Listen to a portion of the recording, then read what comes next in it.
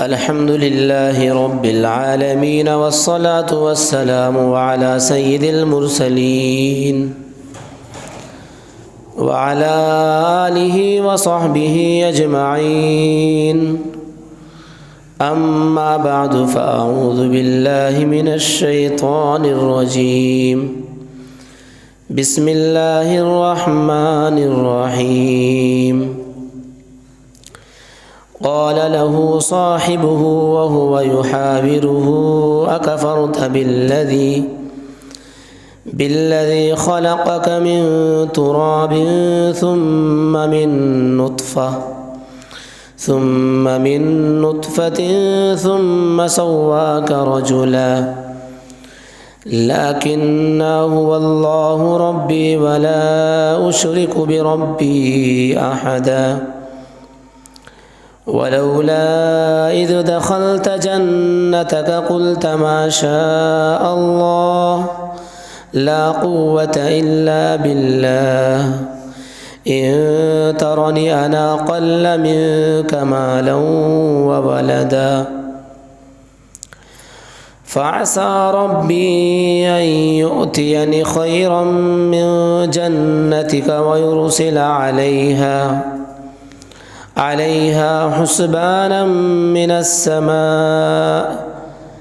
من السماء فتصبح صعيدا زلقا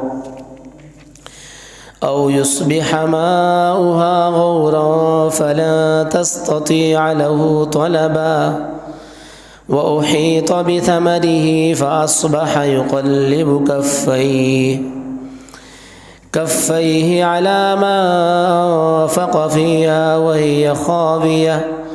وهي خاوية على عروشها ويقول يا ليتني لم أشرك بربي أحدا ولم تكن له فئة ينصرونه من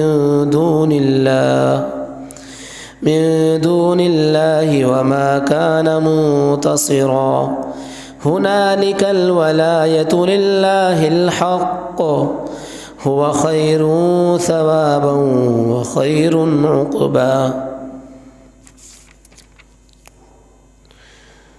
اس سے اس کے ملاقاتی نے جو کہ دیندار اور غریب تھا جواب کے طور پر کہا کیا تو کفر کرتا ہے اس ذات کے ساتھ جس نے تجھ کو مٹی سے پیدا کیا پھر نطفے سے پھر تجھ کو صحیح سالم آدمی بنا دیا.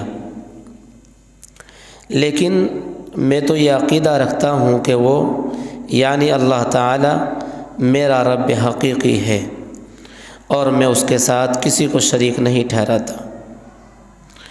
اور تو جس وقت اپنے باغ میں پہنچا تھا تو تو نے یوں نہ کہا کہ جو اللہ کو منظور ہوتا ہے وہی ہوتا ہے اور بغیر اللہ کی مدد کے کسی میں کوئی قوت نہیں.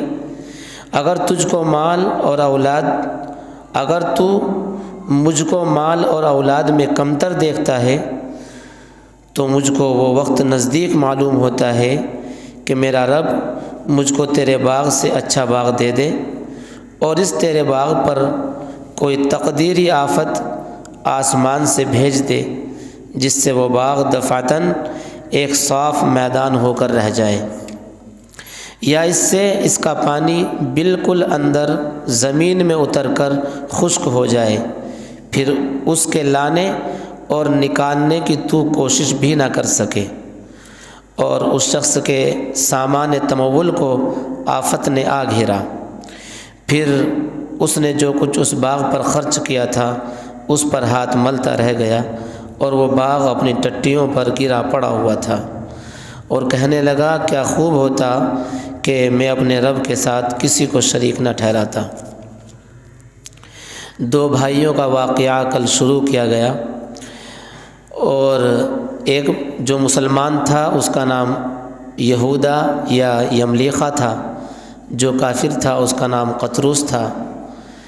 ان میں سے جو مالدار تھا اللہ نے اس کو خوب مال عطا کیا تھا، اس کے پاس انگوروں کے باغ تھے اور باغوں کے چاروں طرف کھجوروں کے درخت تھے، بیچ میں کھیتیاں تھیں، نہریں جاری تھی، یہ سب سامان عیش اس کے پاس موجود تھا۔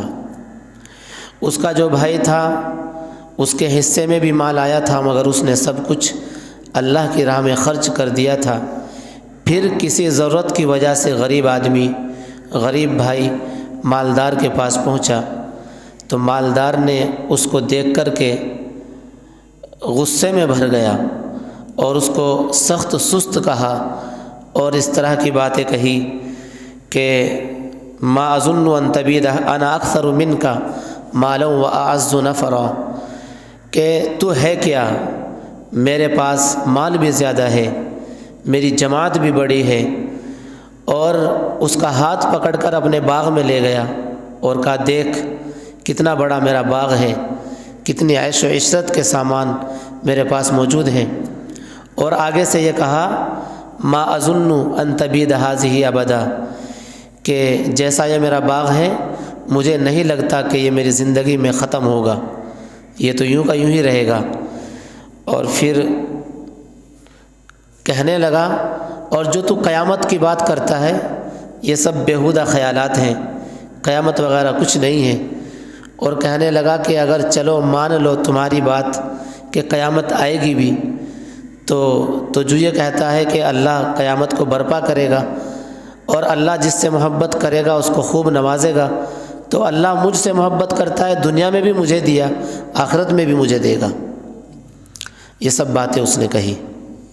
اب جو وہ ایماندار تھا، ایمان والا تھا، غریب تھا، اس نے اس سے کہا قال له صاحبہ، اس نے اپنے ملاقاتی سے کہا، سب سے پہلے اس نے اس کو جھنجھوڑا اور اس کی پیدائش پر غور کرنے کے لیے اس کو متوجہ کیا۔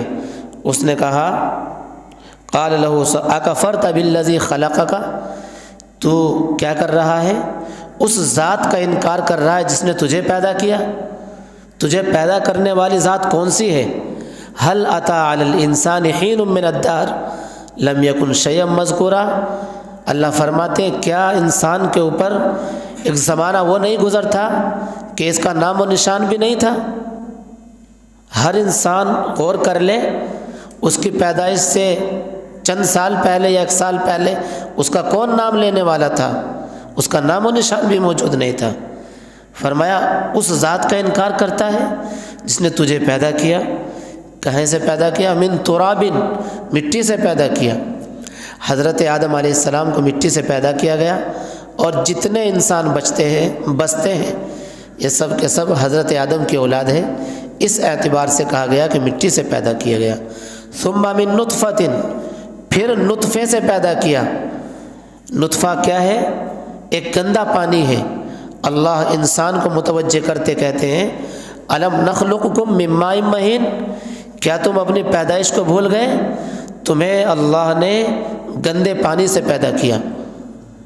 ایک مرتبہ ایک نوجوان اکڑتا ہوا جا رہا تھا، ایک اللہ والے مل گئے، انہوں نے قرآن کریم کی آیت پڑھی لا تمشی فی الارض مرحا انک لن تخرق الارض ولن تبلغ الجبال طولا، کہ اکڑنا نہیں چاہیے، اس لیے کہ ہم ہیں کیا، اللہ کی اور بھی مخلوقات ہیں، تم نے زمین کو نہیں دیکھا کتنا وزن اس کے اوپر رکھا رہتا ہے پھر بھی نہیں پھٹتی، کیا تم زمین کو پھاڑ دو گے؟ تم کبھی پہاڑ کو نہیں دیکھ سکتے؟ کیا تم پہاڑوں کی بلندی کو پہنچ جاؤ گے؟ اتنے اونچے اونچے پہاڑ ہیں۔ جب اس اللہ والے نے یہ بات کہی تو نوجوان بفر گیا، کہنے لگا بڑے میاں تم مجھے یہ کیوں کہہ رہے ہو؟ عرب تھا، عربی سمجھنے والا تھا۔ بڑے میاں بھی طیش میں آ گئے۔ اس اللہ والے نے کہا تو ہے کیا؟ ایک دن تو گندا قطرہ تھا، اور آج اللہ کا کرم ہے کہ اللہ نے خوبصورت کھال تیرے بدن کے اوپر چڑھا رکھی ہے، ورنہ اس کو کاٹ کے دیکھ خون ہے، نجاست ہے، پلیدی ہے۔ یہ تو اللہ کا کرم ہے کہ اللہ نے خوبصورت باریک کھال کے ذریعے سے ساری گندگیوں کو ڈھک رکھا ہے۔ اور تو اپنے آخر پہ غور کر، جب تو مر جائے گا اگر 2 دن تیری لاش رکھی رہے اس میں سے بدبو آنے لگے گی، یہ تیری حیثیت ہے۔ نوجوان کے دل پہ بات لگی اور وہ سمجھ گیا۔ بہرحال اس نے سب سے پہلے اس بات کی طرف متوجہ کیا، ثم من نطفۃ، پھر تجھ کو اللہ نے نطفے سے پیدا کیا، ثم سواک رجلا،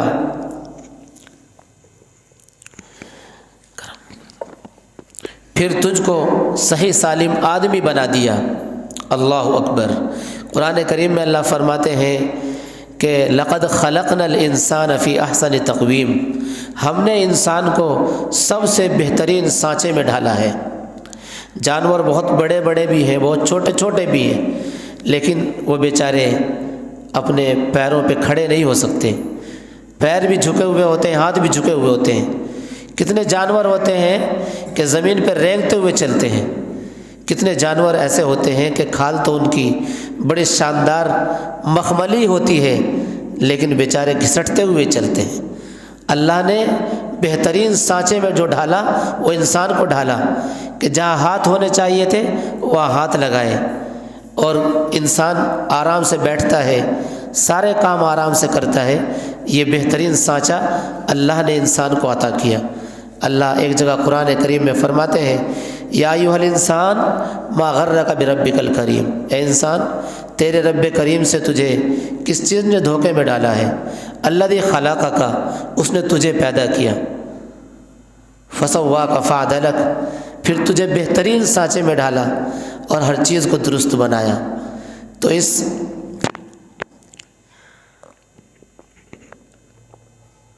اس غریب بھائی نے سب سے پہلے اس کو ان باتوں کی طرف متوجہ کیا کہ اپنی پیدائش میں غور کر اور یہ دیکھ تجھے بنایا کس نے ہے۔ اس کے بعد کہا، لیکن هو اللہ ربی ولا اشرک بربی احدا، لیکن میں تو یہ عقیدہ رکھتا ہوں کہ وہ یعنی اللہ میرا رب حقیقی ہے۔ یعنی تو اپنی پیدائش کو بھول گیا، سو بھول گیا، تو اس بات کو بھول گیا کہ میں مٹی سے پیدا ہوا ہوں، میں گندے قطرے سے پیدا ہوا ہوں، لیکن میں اس بات کو نہیں بھولا ہوں۔ میں جانتا ہوں کہ میرا رب ہے، وہی حقیقی رب ہے، وہی مجھے پالنے والا ہے، وہی کھلانے والا ہے، وہی پلانے والا ہے، وہی تمام چیزوں پر قدرت رکھنے والا ہے۔ ولولا اذ دخلت جنتک، پھر اس نے ایک بات اور آگے سے کہی کہ جس وقت تم اپنے باغ کے اندر داخل ہوئے تم نے کیا کہا؟ تم نے یہ کہا، ما اظن ان تبید هذه ابدا، کہ یہ تو کبھی ختم نہیں ہوگا۔ تم نے یہ بات کیوں کہی؟ تمہیں یوں کہنا چاہیے تھا، ماشاء اللہ لا قوت الا باللہ، تمہیں اللہ کی تعریف کرنی چاہیے تھی کہ اللہ نے کرم فرمایا، اللہ نے فضل فرمایا کہ مجھے اتنا بہترین باغ عطا فرمایا۔ یہ ماشاء اللہ اور لا قوت الا باللہ کے جو الفاظ ہیں بڑے قیمتی ہیں۔ حضور اکرم صلی اللہ علیہ وسلم فرماتے ہیں کہ فَإِنَّهَا كَنْزٌ مِّن كُنُوزِ الْجَنَّةِ لا قوت الا باللہ، یہ جنت کے خزانوں میں سے اللہ نے بھیجا ہے۔ بعض روایتوں میں ہے لا حول ولا قوت الا باللہ، یہ اللہ تبارک و تعالیٰ نے عرش کے نیچے سے کلمات بھیجے ہیں۔ امام مالک رحمۃ اللہ علیہ جب بھی کوئی بات کرتے تھے تو ان کا تقیہ کلامی یہ ہوتا تھا، ماشاء اللہ لا قوت الا باللہ۔ وہاب بن منبہ کے بارے میں تفسیر قرطبی میں ہے کہ ان کے دروازے پر یہ لکھا ہوا تھا، ماشاء اللہ لا قوت الا باللہ۔ اور تفسیر معالم العرفان میں یہ بات لکھی ہے کہ امام مالک رحمۃ اللہ علیہ نے بھی اپنے گھر کے سامنے یہی لکھوا رکھا تھا، ماشاء اللہ لا حول ولا قوت الا باللہ۔ کسی نے کہا کہ قرآن میں تو یہ باغ کے بارے میں ہے اور آپ نے گھر پہ لگوا رکھا ہے، تو امام مالک نے کہا کہ جو میرا گھر ہے یہ بھی تو اللہ کا ہی باغ ہے، یعنی اللہ ہی نے تو دیا ہے۔ اس لیے یہ جو کلمات ہیں لا قوت الا باللہ یا ماشاء اللہ، یہ بہت اچھے کلمات ہیں۔ حدیث میں آتا ہے کہ جب تم کسی اچھی چیز کو دیکھو تو کہو ماشاء اللہ لا حول ولا قوت الا باللہ، اس چیز کو نظر نہیں ہو سکتی۔ تو اسی طرح روایتوں میں ان کلمات کے بڑے فضائل آئے ہیں۔ ایک حدیث میں آتا ہے کہ جو شخص اپنے گھر سے نکلتا ہے اور کہتا ہے بسم اللہ، تو قال ملک، فرشتہ کہتا ہے ہدیتا، تو جہاں جائے گا اللہ تیری رہنمائی کریں گے۔ اور پھر جب کہتا ہے ماشاء اللہ تو فرشتے کہتے ہیں کفیتا، اللہ تیری کفایت کریں گے، تیری حفاظت کریں گے۔ اور جب کہتا ہے لا قوت الا باللہ، فرشتہ کہتا ہے وقیتا، اللہ تجھے ہر پریشانی سے بچا کے رکھیں گے۔ تو یہ جو چھوٹے چھوٹے کلمات ہیں بڑے فائدہ مند ہیں۔ فرمایا ان ترنی انا اقل منک مالا وولدا، اس نے یہ بات کہی تھی انا اکثر منک مالا واعز نفرا، کہ دیکھ میری طاقت بھی زیادہ ہے اور میرا جتھا بھی زیادہ ہے۔ اس نے کہا کیا ہو گیا؟ اگر آج تیرا جتھا زیادہ ہے، ممکن ہے کہ اللہ مجھے اس سے زیادہ بہتر باغ عطا کر دے، اور جو تیرا یہ باغ ہے اس کے اوپر اللہ تبارک و تعالیٰ کوئی آسمانی آفت نازل کر دے۔ چنانچہ ایسا ہی ہوا کہ ایک رات وہ سویا تھا، اس کے باغ پر ایک آسمانی آفت آئی اور اس کا باغ بالکل ختم ہو گیا، اور پھر وہ افسوس کرتا رہ گیا۔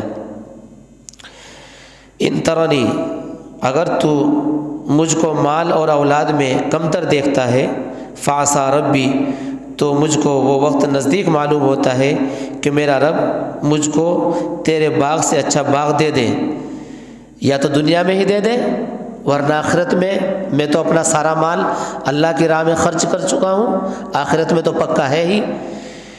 فتصبح صعیدا زلقا، اور اس تیرے باغ پر کوئی تقدیری آفت آسمان سے بھیج دے جس سے وہ باغ دفعتاً ایک صاف میدان ہو کر رہ جائے۔ او یصبح ماؤہا، یا اس کا پانی بالکل اندر زمین میں اتر کر سوکھ جائے، پھر تو اس کو لانے اور نکالنے کی کوشش بھی نہ کر سکے۔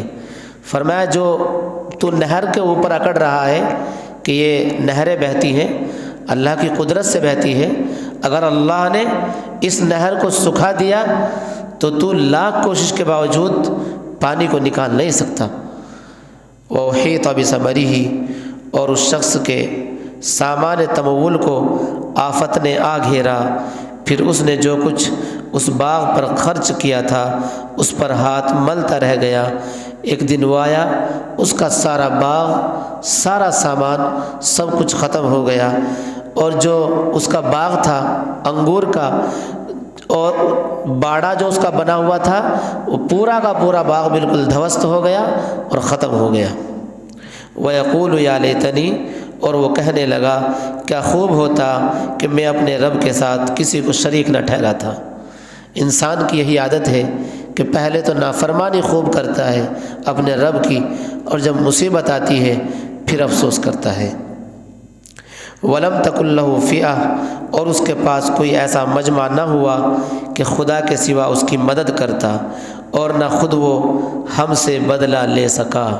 اللہ تبارک و تعالیٰ نے فرمایا وہ اکڑ رہا تھا کہ میرے پاس مال بھی زیادہ ہے، جتھا بھی زیادہ ہے، لیکن جب مال ختم ہوتا ہے سارے یار ختم ہو جاتے ہیں، اس کا بھی کوئی دوست نہیں رہا جو اس کی مدد کرتا، اور اللہ نے اس کے اوپر آفت بھیجی تھی، کتنا بھی بڑا اس کا مجمع ہوتا، اللہ سے بھلا کون مقابلہ کر سکتا تھا۔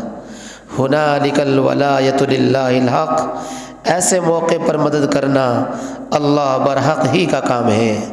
اللہ تبارک و تعالیٰ نے یہاں تمام انسانوں کو اس بات کی طرف توجہ دلائی ہے کہ انسان کبھی گھمنڈ نہ کرے، کبھی تکبر نہ کرے، کبھی اکڑ نہ کرے۔ مصیبت ہو یا راحت ہو، ہر وقت اللہ کو یاد کرے۔ اگر اللہ کسی کو پکڑنے پہ آ جائے تو اس کو کوئی اللہ سے بچا نہیں سکتا، اللہ ہی کی حکومت چلتی ہے، اللہ ہی کا اختیار چلتا ہے۔ ہوا خیر ثوابا، اسی کا ثواب سب سے اچھا ہے، اسی کا نتیجہ سب سے اچھا ہے۔ اللہ کی راہ میں کوئی ایک خرچ کرتا ہے، اللہ کسی کو 7، کسی کو 70، کسی کو 700 دیتے ہیں۔ یہ تو دنیا ہے، اور آخرت میں اللہ خوب عطا کریں گے۔ تو انسان وہی کامیاب ہے جو اللہ کی مان کر کے زندگی گزارتا ہے، اور جو اکڑ میں رہتا ہے، گھمنڈ میں رہتا ہے، غرور و تکبر میں رہتا ہے، آج نہیں تو کل اس کا غرور خاک میں ملنا ہے۔ بڑے بڑے فرعون، بڑے بڑے قارون، بڑے بڑے نمرود آئے، مگر سب کا حشر یہی ہوا کہ سب مٹی میں مل گئے۔